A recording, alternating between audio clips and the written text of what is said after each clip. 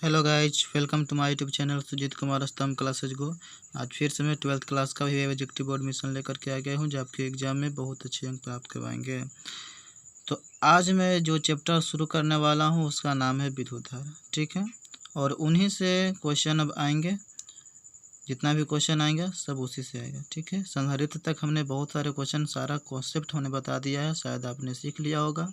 इतने सारे कॉन्सेप्ट हमने बता दिया है कि आप तो स्वयं ही जानते होंगे। तो अब देखिए, विद्युत धारा से जो प्रश्न आते हैं मैं उसको बताने वाला हूँ। ठीक है, सब्जेक्टिव बोर्ड मिशन नहीं है कि मैं विद्युत धारा के बारे में मैं डिटेल में बताऊँ। ठीक है, क्योंकि ऑब्जेक्टिव बोर्ड मिशन है, इसलिए मैं तो ऑब्जेक्टिव ही दे करके बताऊँगा ना। चलिए देखिए क्या क्वेश्चन है। 112 नंबर क्वेश्चन। आपको 3 प्रतिरोध दिए गए हैं, इनके संयोजन से न्यूनतम प्रतिरोध प्राप्त किया जा सकता है। तो बिल्कुल संधारित्र से या विद्युत धारा में यह प्रतिरोध प्राप्त करना है, कॉम्बिनेशन जो होता है इससे बिल्कुल विपरीत होता है। ठीक है, उसका समांतर क्रम, इसका श्रेणी क्रम होता है, उसका श्रेणी क्रम, इसका समांतर क्रम, ये समतुल्य प्रतिरोध निकलता है। ठीक है, बाकी अरेंजमेंट सब वही होता है। चलिए, तो इसमें जो सूत्र होता है रेसिस्टेंस के लिए, जो विद्युत धारा की यदि बात किया जाता है तो उसका जो सीरीज में रेसिस्टेंस होता है आर एस बराबर होता है R1 plus R2 plus R3 होता है। ठीक है, सीरीज में रेसिस्टेंस रहेंगे तो ऐसे इस टाइप का रहेगा, ऐसे ऐसे ऐसे जोड़ा हुआ रहता है। तो ये सब क्या होता है, सीरीज में R1 है, R2 है, R3 है। अगर बैटरी है तो बैटरी से जोड़ दिया जाएगा, है ना। इस टाइप का क्या होता है, जुटा हुआ रहता है। ठीक है, ठीक। चलिए, तो ऐसा बात है।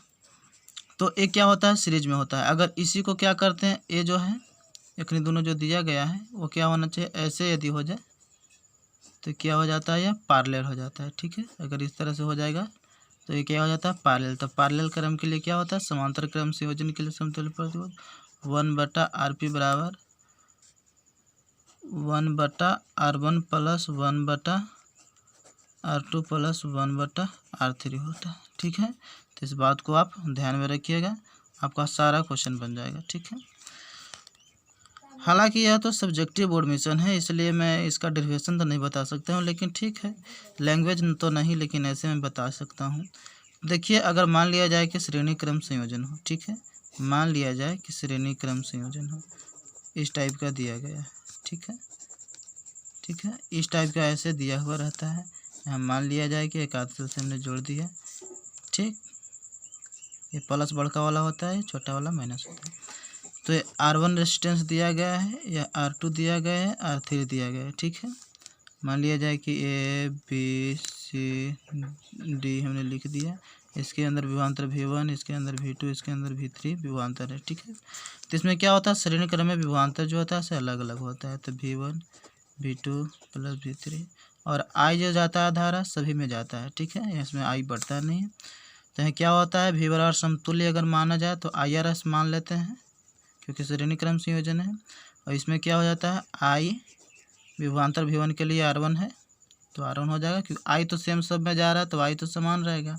और रेजिस्टेंस अलग अलग है तो रेजिस्टेंस अलग अलग हम दे देते हैं, IR2 IR3, चाहे जितना रेजिस्टेंस लगा हो, इस तरह के बहुत सारे लग सकते हैं। इसमें क्या हो सकता है कि I कॉमन जैसे ही लेंगे तो R1 plus R2 plus R3 होगा। तो I ख़त्म हो जाएगा तो क्या हो जाएगा, रेजिस्टेंस श्रेणी क्रम के लिए R1 plus R2 plus R3। इस तरह के जितने रेजिस्टेंस लगे होते हैं सारे के सारे जोड़ दिया जाता है। ठीक है, और इसी तरह के यदि आप देखना चाहते हैं समांतर क्रम के लिए तो आप देख सकते हैं, समांतर क्रम में ऐसा होता है।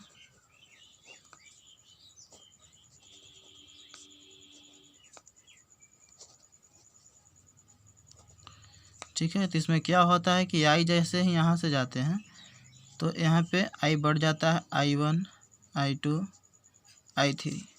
मतलब क्या होता है, I अलग अलग हो जाता है। I बराबर हो जाएगा I1 plus I2 plus I3 हो जाता है। ठीक है, तो यहाँ पे आप देख सकते हैं कि I बराबर क्या मान लेते हैं, V बराबर RP हो जाएगा। ठीक है, क्योंकि ओम के नियम तो हम लोग जानते हैं मित्रों कि V बराबर IR होता है। तो I है तो I बराबर क्या करेंगे, V बटा R करेंगे। पैरेलल कॉम्बिनेशन इसलिए RP हमने कर दिया है। यहाँ भी हो जाएगा V बटा R1 हो जाएगा, यहाँ भी V बटा R2 हो जाएगा, यहाँ भी V बटा R3 हो जाएगा।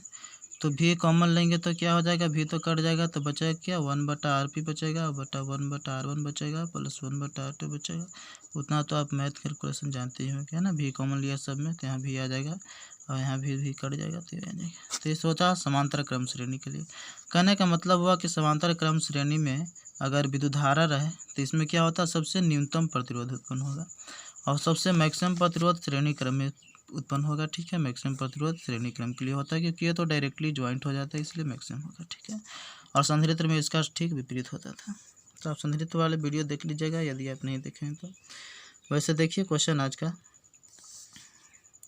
आपको 3 प्रतिरोध दिए गए, इनको संयोजन के न्यूनतम प्रतिरोध प्राप्त किया जा सकता है। क्या कहा गया, न्यूनतम प्रतिरोध। तो न्यूनतम के लिए क्या करेंगे, हम समांतर क्रम श्रेणी जोड़ेंगे। तो समांतर क्रम के लिए क्या करना पड़ेगा, 1/RP बराबर होता है सूत्र 1/R1 plus 1/R2 plus 1/R3। ठीक है, यहाँ पे रेसिस्टेंस दिया गया है कि 3 प्रतिरोध दिए, इनके संयोजन से न्यूनतम प्रतिरोध प्राप्त किया जा सकता है। ठीक है, तो न्यूनतम प्रतिरोध प्राप्त किया जा सकता है तो कुछ वैल्यू दिया ही नहीं गया है तो कैसे ज्ञात किया जा सकता है, शायद छूट गया होगा। देखता हूँ क्या दिक्कत है, परेशानियाँ हैं। तो यहाँ पे देख रहे हैं कि कुछ वैल्यू नहीं दिया गया है, कितने प्रतिरोध का कितना लेना है प्रत्येक प्रतिरोध। तो यदि ऐसा नहीं दिया गया तो क्या करते हैं, इन परिस्थितियों में 1 ओम मान लेते हैं। ठीक है, वैसे दिया गया होगा क्वेश्चन, मेरा छूट गया होगा तो ठीक है, दिया गया रहेगा तो मैंने सारा चीज़ बता ही दिया है। तो मान लिया जाए कि हम 1 ओम मान लेते हैं। ठीक है, 1 ओम जैसे ही हम लोग मान लेते हैं, रेजिस्टेंस मान लिया जाए कि R1 बराबर 1 ओम, R2 बराबर भी 1 ओम और R3 बराबर भी 1 ओम मान लिया जाए। ठीक है, तो इसके लिए समतुल्य प्रतिरोध यदि पूछा जा रहा है तो 1/RP बराबर क्या होगा, 1/R1, तो 1/R1 के जगह पर 1 ओम, 1/R2, तो R2 के जगह पे भी 1 ओम दिया गया है, 1/R3, R3 की जगह पर 1 ओम दिया गया है। तो कुल टोटल कितना ओम आया, 3 ओम आया। ठीक है, तो 1/RP आया है 3 ओम, तो RP कितना आ जाएगा, 1/3 ओम। ठीक है, पलट देंगे तो यहाँ पे देखिए ऑप्शन में होगा 1/3 ओम होगा। प्रत्येक हालांकि प्रतिरोध 1 ओम देना चाहिए, इसको दिया नहीं क्वेश्चन में। वैसे चलिए देखिए क्वेश्चन, चालक के अंदर इलेक्ट्रॉन की गति होती है, क्या होती है, तो आपको लोगों को तो याद ही होगा, ड्रिफ्टिंग होता है। क्यों होता है ड्रिफ्टिंग, तो देखिए इसका रीजन यही है मित्रों कि जो भी कोई चालक पदार्थ होता है, कंडक्टर होता है, इसमें बहुत सारे इलेक्ट्रॉन जो होते हैं मित्रों ना, जो फ्री इलेक्ट्रॉन होते हैं, जैसे मैंने करंट डालता हूँ ना, इसमें करंट डालता हूँ तो क्या होता है, एक दूसरे से टक्कर मारते हुए इलेक्ट्रॉन जाते हैं, ड्रिफ्टेड करते हुए जाते हैं। ये उसमें मारते उसमें जाता है, इस तरह से एकदम ड्रिफ्टेड करता हुआ जाता है करंट स्पीड से। जिसमें फ्री इलेक्ट्रॉन ज़्यादा होता है उसमें ज़्यादा इलेक्ट्रॉन अच्छी तरह से जाते हैं। ठीक है, अगर कोई कंडक्टर होता है उसमें अगर टेम्परेचर अगर बढ़ा दिया जाता है उसका प्रतिरोध भी बढ़ जाता है, इसलिए उसमें क्या होता है, फिर जो फ्री इलेक्ट्रॉन होते हैं ना गति कम करने लगते हैं। ठीक है, और अगर मान लिया जाए कि यही अगर कोई चालक पदार्थ रहती है और उसमें टेम्परेचर बढ़ा देते तो उसमें चालकता बढ़ जाती है, क्योंकि फ्री इलेक्ट्रॉन दौड़ना ज़्यादा स्टार्ट कर देते हैं, है ना, ऊर्जा बैंड भी घटता चला जाता है उसमें। तो उस चीज़ बताऊंगा आगे अगर क्वेश्चन ऐसा आएगा तो, अगर नहीं आया तो वैसे ही मैंने कुछ बता दिया है, वैसे मैं बता दूंगा। सब्जेक्टिव बोर्ड तो है नहीं मिशन, आप लोग इस चैनल को बढ़ा नहीं रहे हैं और सब्सक्राइब नहीं करवा रहे हैं, तो इसकी वजह से मेरा जुनून भी उतना नहीं है। फिर मैं बता दे रहा हूँ, इससे बाहर नहीं आएंगे एग्जाम में। वैसे मैंने सारा कॉन्सेप्ट में डिटेल में बता देता हूँ। चलिए देखिए अगला क्वेश्चन क्या है, विद्युतीय परिपथ के किसी बिंदु पर सभी धाराओं के बीजगणितीय योग क्या होता है, शून्य होता है। बीजगणितीय योग शून्य होता है मित्रों। क्यों होता है वैसे मैं आप लोगों को बता रहा हूँ। ठीक है, देखिए बीजगणितीय योग क्या होता है, शून्य। आप किरचॉफ के नियम जानते होंगे, किरचॉफ के 2 नियम दिए थे। ठीक है, किरचॉफ ने 2 नियम दिया था, तो उसमें क्या होता है, पहला नियम जो होता है, किसी भी बिंदु पर जितना विद्युत धारा, देखिए किसी भी बिंदु पर जितना विद्युत धारा आता हो या जाता हो, आता हो चाहे जाता हो, आता हो चाहे जाता हो, चाहे जाता हो, सारा का सारा क्या होता है, अलजेब्रिक जोड़ शून्य होता है। क्या होता है, I3 मान लेते हैं, ये I4 है, ये I5 है, सभी का। ठीक है, ये क्या हो रहा है, आ रहा है। ठीक है, तो प्लस में I1 होगा। ये भी क्या हो रहा है, यहाँ देखिए I2 क्या हो रहा है, जा रहा है, तो माइनस में I2 करना। ये I3 क्या है, ये भी जा रहा है, तो माइनस I3 करना। ये भी क्या है, ये भी जा रहा है ना, तो माइनस I4 करना। और ये आ रहा है I5, तो प्लस में करना। और बीजगणितीय योग क्या होता है, शून्य होता है। इसी तरह के ला दिए थे, ठीक है ना, किरचॉफ के प्रथम नियम है। ठीक। उसको देख सकते हैं। ठीक, चलिए अगला नंबर क्वेश्चन हम देख लेते हैं क्या है नहीं है।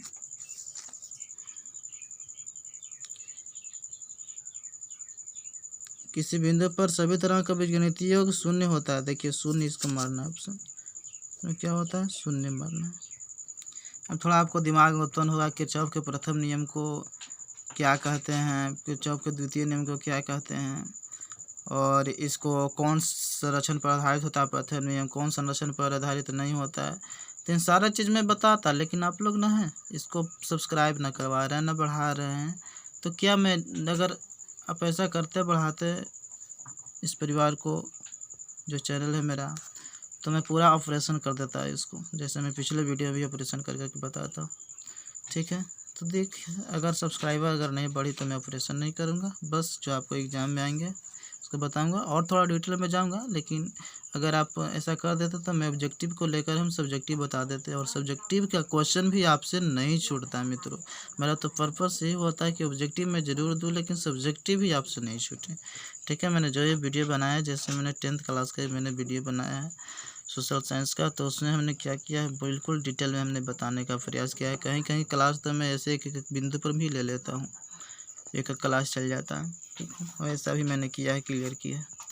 वैसी तरह से अगर नहीं बढ़ाएगा तो फिर जुनून नहीं उत्पन्न होगा मित्रों। ठीक है, अगर दर्शक है भाषण, यदि कोई वक्ता है भाषण दे रहा है, अगर सुनने वाला ही ना हो तो भाषण देने में मज़ा आता है, नहीं आता है। तो इसी प्रकार से यदि हम बना रहे वीडियो, कोई सपोर्टर नहीं, कोई देखने वाला नहीं है, तो मैं बनाने का कोई उद्देश्य ही नहीं रह जाता है। फिर भी मैं आप लोगों के बना रहा हूँ, तो अगर किसी को नींद टूटता है तो देख लीजिएगा, अगर नहीं नींद टूटता है तो फिर ऐसे ही रहिए, रटते रह जाइए क्वेश्चन। नहीं तो अगर आप इस चैनल को विकास करवाते तो मैं सारा का सारा कॉन्सेप्ट में क्लियर करवा देता। कोई भी वैसा क्वेश्चन नहीं छूटता जो रटने की ज़रूरत पड़ सके, ऐसा कभी नहीं हो पाएगा। ठीक है, रटने से तुम कितने क्वेश्चन याद कर पाओगे, बहुत सारे घुमा घुमा के देता है। एग्ज़ाम तो पास कर पाओगे लेकिन और अदर एग्ज़ाम पास करना मुश्किल होने लगता है मित्रों। बिहार बोर्ड में जो बिल्कुल जो ऐसे रटी रटाई क्वेश्चन पूछती है, फिक्स रहती है क्वेश्चन की आना है तो आना ही रहेगा। ठीक है, इतना क्वेश्चन याद कर लो तो आ ही जाएगा। इसलिए बिहार बोर्ड में नंबर लाना कोई भारी बात नहीं हो जाती है मित्रों। ठीक है, तो नंबर तो ला लोगे लेकिन योग्यता नहीं उत्पन्न होगी। ठीक है, तो अगर अच्छी तरह से कॉन्सेप्ट जानना है तो चैनल को विकास करवाओ। चलिए देखिए क्वेश्चन, विशिष्ट प्रतिरोध यानी प्रतिरोधकता का बीमा क्या है। तो इसको वैसे मेरे को याद है ml3 t के पावर -3 n के पावर -2 होता है। ये जो है ना विद्युत धारा है, तो विद्युत धारा को जो है से यूनिट में न लिख करके ऐसे संकेत के रूप में सिंबल के रूप में लिख गई है, तो i के पावर -2 होता है ना। क्योंकि सिंबल के रूप में इसलिए लिख दे रहे हैं क्योंकि इसका और हम टुकड़ा नहीं कर सकते हैं। ठीक है, तो ये दोनों हो सकते हैं, मतलब सी ऑप्शन सही हो सकता है। ठीक है, अब कैसे निकलता है मैं उसको भी मैं बता ही दे रहा हूँ। V बराबर W/Q होता है। ठीक है, तो हमको क्या निकालना है, हमको तो V बराबर W/Q नहीं निकालना है, हमको निकालना है विशिष्ट प्रतिरोध। तो हम लोग जानते हैं कि R बराबर ρl/A होता है। रो विशिष्ट प्रतिरोध होता है, R प्रतिरोध होता है, तो हमको विशिष्ट प्रतिरोध निकालना है, तो RA क्या हो जाएगा, L हो जाएगा। ठीक है, तो RA/L हो जाएगा मित्रों। तो R रहने दीजिए, ये है एरिया, तो एरिया का मात्रक मीटर स्क्वायर होता है, और L है, L का मीटर होता है, तो मीटर से मीटर खत्म हो जाएगा, तो R रेजिस्टेंस और ये मीटर होता है। ठीक है, रेजिस्टेंस का मात्रक कैसे निकलेगा भाई, तो हम क्या करते हैं ना, V बराबर IR जानते हैं, V बराबर क्या जानते हैं, IR जानते हैं। V बराबर IR जानते हैं, तो यहाँ से हम क्या निकाल लेंगे, R तो हम निकाल ही लेंगे, V/I होता है। V का हम नहीं जानते तो इस सूत्र से निकाल लो, V बराबर W/Q। तो W बराबर FS होता है मित्रों सूत्र।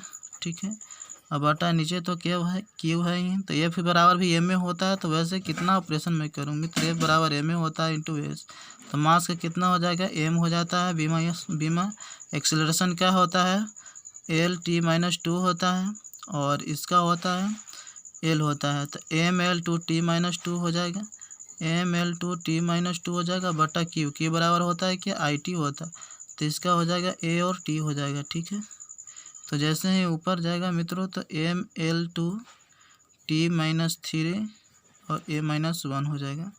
अब यहाँ पे देख रहे हैं कि V/I है, तो I है तो मित्रों क्या होगा, हमने भी को तो निकाल लिया है, आई से कर देते हैं। ठीक है, क्या दिक्कत हुआ, कहीं दिक्कत तो नहीं हुआ ना। आर बराबर क्या होगा, भी बटा आई, तो भी कितना निकला है। हाँ ठीक है, तो हाँ मित्रों तो देखिए कुछ काम हो गया था। तो ml2 ठीक है -3 कहाँ पहुँच गया। हाँ ठीक है, ml2 हो जाएगा। ठीक है, -3 हो जाएगा। अभी ए जाएगा ना, विद्युत धारा ऊपर जाएगा तो ये -2 हो जाएगा। अब इसको क्या करते हैं, यहाँ पे रहते हैं, रेसिस्टेंस का तो मेरा निकल गया ml2। ठीक है, पर -3 ए के पावर -2 आ गया, और गुने मीटर का क्या होगा, एल हो जाएगा ना, फंडामेंटल। मात्रक निकालने के लिए फंडामेंटल यूनिट में लाना ही पड़ता है मित्रों। ठीक है, -2 और एल जो है से एल गुना होगा तो एल 3 हो जाएगा। तो ml3 टी के पावर -3 ए के पावर -2 होते हैं। ठीक है, तो देखिए क्वेश्चन ऑप्शन क्या होता है, यहाँ था। सही उत्तर क्या हो जाएगा, सी हो जाएगा। अगला क्वेश्चन देखिए, एक सूखे सेल का विद्युत वाहक बल 1.5 वोल्ट है और आंतरिक प्रतिरोध 0.5 ओम है। तो यदि यह सेल बाहरी प्रतिरोध में 1 एम्पियर की धारा भेजता है तो सेल का विभवांतर क्या हो सकता है। यही बात है ना। तो सबसे पहले आप देख लीजिए, मैं कॉन्सेप्ट क्लियर करवा दे रहा हूँ कि मान लिया जाए कि यह, ठीक है, यहाँ विद्युत वाहक बल दिया गया, इसके अंदर रेसिस्टेंस होता है ना, ये जो होता है ना, ये आपका जो सेल है, सेल के अंदर जो होता है से आंतरिक प्रतिरोध होता है, और इसके अंदर जो भी प्रतिरोध लगाई जाती है सब बाहरी प्रतिरोध होते हैं मित्रों, चाहे जितना प्रतिरोध लगा दिया जाए, है ना। तो इसके अंदर, और इसको क्या कहते हैं, एक विद्युत वाहक बल ही होता है। ठीक है ना, ये क्या होता है, विद्युत वाहक बल होता है, ई होता है। इस सेल को कहते हैं ई होता है। ठीक है, इसके अंदर आर भी रेजिस्टेंस होता है, जैसे ऊपर विभवांतर होता है, भी होता है, और बड़ी आर जो रेजिस्टेंस जानते हैं, बाह्य प्रतिरोध, ये चीज़ होता है। उसी प्रकार से सेल के अंदर भी होता है मित्रों। तो देखिए, अगर मान लिया जाए कि इससे विद्युत धारा निकल रहा है, ठीक है, इससे क्या हो रहा है, विद्युत धारा निकल रहा है। कहने का मतलब क्या हुआ, आपका लाइन में बाहर रहेंगे तो क्या होगा, विद्युत धारा इससे निकल रही है। तो इसमें क्या होता है ना कि इसका जो सूत्र तैयार हो जाएगा मित्रों, ये भी बराबर हो जाएगा, विभवांतर तो घटते जाएंगे ना, और एक दिन ऐसा आएगा घट जाएगा तो फिर तो बढ़ेगा ही नहीं बोल। तो भी बराबर ई माइनस हो जाएगा आई आर हो जाएगा। ठीक है, भी बराबर क्या हो जाएगा, ई माइनस आई आर हो जाएगा। ठीक है, भी बराबर ई माइनस आई आर हो जाएगा। ठीक है, तो ठीक है, तो मतलब क्या हो रहा है, डिस्चार्जिंग हो रहा है ना, डिस्चार्जिंग हो रहा है। ये डिस्चार्जिंग होगा तभी तो होगा, क्योंकि क्या हो रहा है, ये आंतरिक रेजिस्टेंस है ना मित्रों, क्योंकि इसके अंदर तो आंतरिक रेजिस्टेंस है। तो ई में से क्या हो रहा है, आई आर जा रहा है, क्योंकि आई जो है से बाहर निकल रहा है, बाहर निकलेगा। ऐसा नहीं कहेगा कि डिस्चार्जिंग हो रहा है, फार्मूला बिठा करके बना दो, ऐसा नहीं करेगा। बाहर ही अगर निकल रहा है विद्युत धारा, तो मतलब कि हम डिस्चार्जिंग वाला फार्मूला बैठाएंगे, तो ई माइनस आई आर आएगा। अगर मान लिया जाए कि हम लोग चार्जिंग करेंगे तो विद्युत धारा क्या जाएगा, इस बैटरी में जाने लगेगा। तो बैटरी में जाएगा तो क्या हो जाएगा, ई प्लस आई आर होगा, है ना, छोटकी आर प्लस आई आर होगा। और रेजिस्टेंस क्या हो जाएगा ना, अति विभवांतर जो है से बढ़ने लगेगा, तो ई प्लस आई आर हो जाएगा। ठीक है, तो ये चार्जिंग के लिए फार्मूला है, याद रखिएगा, ये चार्जिंग के लिए फार्मूला है, और यह जो है से डिस्चार्जिंग के लिए फार्मूला है। हमने तो रटने का प्रयास भी नहीं करवाया मित्रों, देखो तो मैं इसी से बता दिया कि क्या होता है नहीं होता है। इसी तरह मैं और ऑपरेशन कर दूंगा यदि मेरा सब्सक्राइबर बढ़ता है तो। बहुत सारे मैं कॉन्सेप्ट बताऊंगा जो सब्जेक्टिव में दिक्कत नहीं होगा। ऐसा तो सब्जेक्टिव क्वेश्चन पूछते हैं मित्रों, मैं ऑब्जेक्टिव तक बता रहा हूँ। अब देखो, मान लिया जाए कि इसी चीज़ को देखो, एक और सूत्र पढ़े होंगे। तो बाहरी के लिए क्या होता है विभवांतर मित्रों, बाहरी के लिए बड़ा रेजिस्टेंस होता है, तो भी बराबर आई आर ओम के नियम से हो ही जाएगा, तो आई बराबर आई आर हो जाएगा। ठीक है, तो आई आर हो जाएगा, और यहाँ आप देख रहे हैं कि ई माइनस आई आर है। ठीक, डिस्चार्जिंग से फार्मूला ज्ञात कर रहा हूँ, है ना, ज़्यादातर हम लोग लाइट बांटते हैं। चलो देखिए, तो आई आर इधर चला जाएगा तो क्या हो जाएगा, आई आर प्लस हो जाएगा, आई आर हो जाएगा, और ई हो जाएगा। ठीक है, हम इसमें से अगर आई कॉमन ले लेते हैं तो आर प्लस आर हो जाएगा, और ई आ जाएगा। ठीक है, और वाई बराबर सूत्र आ जाएगा ई बटा आर प्लस आर। ये फार्मूला पढ़े हैं, आई बराबर ई बटा आर प्लस आर, ऐसे ही फार्मूला पूछे जाते हैं मित्रों। तो इस तरह से मैंने तो फार्मूला 2-3 को डेरिवेशन कर दिया मित्रों, और आपका कॉन्सेप्ट क्लियर हो गया होगा। तो अब देखिए क्वेश्चन क्या कहता है और नहीं कहता है। एक सूखे सेल का विद्युत वाहक बल 1.5 वोल्ट है, मतलब क्या, बैटरी का है, अंदर जो बैटरी लगा हुआ है ना सेल उसका, और आंतरिक प्रतिरोध 0.5 ओम है, मतलब वही छोटा रेजिस्टेंस दिया गया है। यदि यह सेल एक बाहरी प्रतिरोध में 1 एम्पीयर की धारा भेजता है मित्र, 1 एम्पीयर की धारा भेज रहा है, मतलब डिस्चार्जिंग हो रहा है। तो डिस्चार्जिंग हो रहा है तो सेल का तो विभवांतर निकाल नहीं सकते हैं ना मित्रों। तो सूत्र बैठा दीजिए ना, भी बराबर ई माइनस आई आर निकाल दीजिए। तो ये आपको दिया गया 1.5, आई दिया गया है आपका कितना दिया गया है देख लीजिए मित्र, आई दिया गया है, ई तो दिया गया है 1.5 और आई दिया गया 1 एम्पियर और प्रतिरोध दिया गया है 0.5। तो आई दिया गया है कितना 1 दिया गया है और रेजिस्टेंस यांत्रिक प्रतिरोध 0.5 है। तो 1.5 माइनस 0.5 करेंगे तो कितना आएगा 1 आ जाएगा। तो 1 वोल्ट आ गया ना मित्रों। तो इसका सही उत्तर हो जाएगा 1 वोल्ट हो जाएगा। ठीक है, आज इतना ही क्वेश्चन रहेगा और आज का क्वेश्चन ऑफ द डे में क्वेश्चन पूछ दे रहा हूँ, इसका आंसर कमेंट कीजिएगा। देखिए क्वेश्चन ऑफ द डे है, वायु में गोलीय चालक की धारिता समानुपाती किसकी होती है। ठीक है, तो ऑप्शन दिया गया है मास का है मतलब द्रव्यमान का है, रेडियस के मतलब त्रिज्या का, वॉल्यूम मतलब आयतन की है, कि गोले की सतह के क्षेत्रफल के है, कर्व्ड एरिया ऑफ स्फीयर है। ठीक है, तो इसका आंसर आप कमेंट कीजिएगा यदि आप सीख रहे हैं। तो ऐसे 2-4 मिनट देखने से नहीं होता है, आप समय बर्बाद कर रहे हैं, इसलिए आप इस वीडियो को देखिए ही नहीं यदि आपको पढ़ना नहीं आता। ठीक है, तो आज इतना ही रखते हैं। Thank you for watching video. ठीक है, शेयर कीजिए, लाइक कीजिए यदि मेरा मेहनत पसंद आता है। तो देख रहे हैं ना, इसको लोड करने में मेरा 1.5 GB से ज़्यादा खर्च हो पाएगा। ठीक है, इतना सारा मैं अपना बर्बाद करके करता हूँ मित्रों। Thank you for watching.